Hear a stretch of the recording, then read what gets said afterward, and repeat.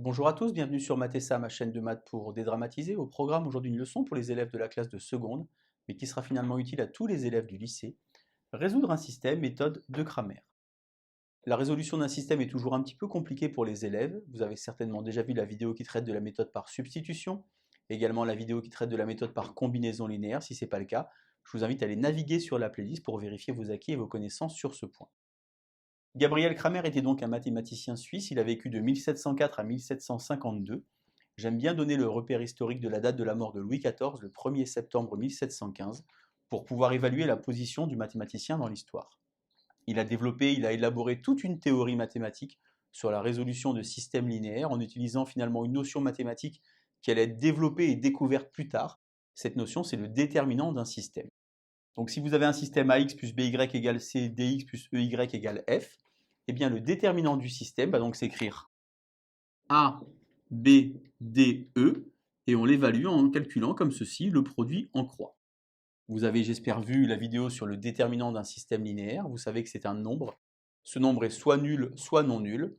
Si le nombre est nul, il y a une infinité de solutions ou bien aucune solution. Et si le nombre n'est pas nul, il y a une unique solution. On va donc aujourd'hui travailler sur un exemple ici dans lequel j'ai mis un petit peu de couleur. Comme d'habitude, vous allez mettre la vidéo en pause et tenter de résoudre ensuite les deux exercices. Et à la fin de la leçon, je vais vous donner un petit code Python et vous allez voir en fait qu'on va pouvoir faire dans Python avec la console la résolution d'un système linéaire de deux équations à deux inconnues en utilisant la méthode de Cramer. On a donc ici notre système. On va d'abord évaluer le déterminant. Alors vous remarquez en fait que les colonnes de coefficients ont une couleur à chaque fois différente, car vous allez voir finalement que Cramer, c'est simplement une manipulation de ces colonnes pour pouvoir évaluer des déterminants.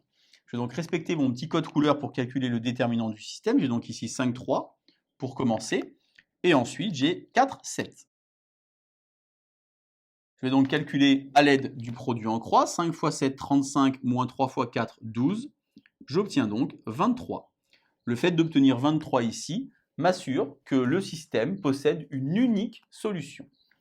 Alors comment ça fonctionne finalement? Bien, lorsque vous cherchez x ou bien y, les inconnus, vous allez calculer le quotient, la division de deux déterminants en jouant sur les colonnes. Au dénominateur, vous avez toujours le déterminant du système. Alors je le réécris avec mon code couleur pour que vous compreniez bien comment ça marche. Et vous voyez bien que puisque mon déterminant n'est pas nul, eh bien ça a du sens de diviser comme ceci. Lorsque je cherche la valeur de x, je vais remplacer la colonne bleue qui est ici par la colonne rouge qui est à cet endroit-là. Je vais donc écrire ici 6 moins 1 en conservant donc 4, 7 dans la deuxième colonne. Lorsque je cherche ici l'inconnu y, je vais remplacer la colonne verte qui est ici par la colonne rouge. Je vais donc avoir 5, 3 pour commencer. Et à côté, 6 moins 1. Je vais alors donc calculer les produits en croix. Au dénominateur, je sais déjà que ça fait 23 puisque je l'avais ici. Et au numérateur, 6 fois 7, 42, moins 1 fois 4, ça fait plus 4. 42 et 4, 46 divisé par 23, ça fait 2. 5 fois moins 1, ça fait moins 5, moins 6 fois 3, moins 18. Moins 23 sur 23, ça fait moins 1. Alors vous devez savoir normalement que lorsque vous résolvez un système, vous avez un moyen, lorsque vous êtes chez vous, de trouver si oui ou non vous avez la bonne réponse. On va faire un petit feedback, remonter en arrière et remplacer ici. 5 fois 2, 10, 4 fois moins 1, ça fait moins 4. 10 moins 4, ça fait 6. Attention, ce n'est pas parce que ça marche pour une ligne que c'est nécessairement la solution du système. Il faut vérifier pour les deux lignes. 3 fois 2, 6. 7 fois moins 1, moins 7. 6 moins 7, moins 1. Je suis sûr à 100% que 2 moins 1 est la solution du système. C'est maintenant à vous de jouer. Vous allez mettre en pause la vidéo. Je vais m'écarter. Vous allez tenter de repérer ici. Alors, il n'y a pas la couleur sur la partie droite, mais vous allez refaire la même chose qu'ici pour résoudre les exercices 1 et 2. Alors, pour l'exercice 1, donc on va d'abord évaluer le déterminant du système. On a donc 2, 3, 5, 7. Ça fait donc 14. Moins 5 fois 3, 15. On a donc moins 1. Si vous avez bien compris que le déterminant, finalement, c'était le nombre qui était ici au dénominateur, et puisqu'on a trouvé moins 1, ça veut dire finalement, quels que soient les nombres qui vont être à cet endroit-là, j'aurai toujours ici une soustraction de 2 entiers, si je mets des entiers, et donc à chaque fois, j'aurai comme solution un nombre entier. Je vais donc réécrire comme ceci 2, 3, 5, 7. Pour pouvoir calculer ici x, je vais remplacer ma colonne 2, 5 par 2, 3. Et pour pouvoir trouver y, je vais remplacer ma colonne 3, 7 par 2, 3. Je vais ici calculer 2 fois 7, 14, moins 9. 14 moins 9, ça fait 5, ça fait donc moins 5. Je vais ici calculer 2 fois 3, 6, moins 5 fois 2, 10, sur moins 1. Au final, j'obtiens comme solution moins 5 et 4. Je remplace deux têtes. 2 fois 5, 10, 3 fois 4, 12. Moins 10 plus 12, ça fait bien 2. 5 fois moins 5, ça fait donc moins 25. 7 fois 4, 28. 28 moins 25, 3.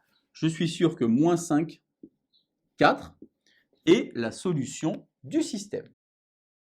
Si vous n'avez pas réussi à trouver ce premier système, vous allez mettre la vidéo en pause et recommencer pour tenter de résoudre le second système. Je calcule donc maintenant le déterminant. 25 moins 18, j'ai obtenu donc 7. Je peux déjà réécrire comme ceci pour gagner un petit peu de temps. Et je vais maintenant m'occuper des numérateurs. Donc lorsque je cherche l'inconnu x, je vais donc remplacer la colonne ici par 1, 2. Et lorsque je cherche l'inconnu y, je vais remplacer la colonne 3, 5 par 1, 2. Je vais donc avoir 1 fois 5, 5, moins 2 fois 3, 6, moins 1 septième. 5 fois 2, 10, moins 6. J'obtiens donc 4 septièmes. Alors là, c'est un petit peu inquiétant pour certains parce que j'obtiens des fractions et vous savez que pour vous, le calcul en fractions est toujours un petit peu compliqué. Je vous rappelle que tous les lundis soirs sur Mathessa, vous avez une vidéo de calcul mental. Vous pouvez d'ailleurs vous entraîner sur la playlist. On va donc ici calculer en s'occupant uniquement des numérateurs. On va donc avoir 5 fois moins 1, ça fait moins 5. 3 fois 4, 12. 12 moins 5, ça fait 7.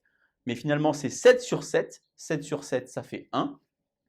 6 fois moins 1, ça fait moins 6. 5 fois 4, ça fait 20. 20 moins 6, ça fait 14, mais c'est 14 sur 7, ça fait 2.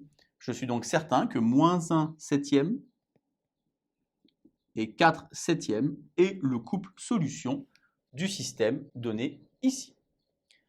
Alors comme promis, donc, je vais vous insérer maintenant un petit code Python. Donc naturellement, on va commencer par un from math import étoile. Pourquoi? Parce que dans votre système, vos coefficients peuvent par exemple être des racines carrées ou bien des fractions. On va commencer par avoir une fonction Python qui possède 6 arguments, A, B, C, D, E, F, et on va débuter le code Python par un test. On va tester si le nombre qui est ici, le déterminant du système, est nul. Si le déterminant est nul, eh bien ça va vous renvoyer qu'il n'y a pas de solution parce que nous on cherche un couple. Je vous rappelle qu'il peut y avoir pas de solution ou bien une infinité de solutions.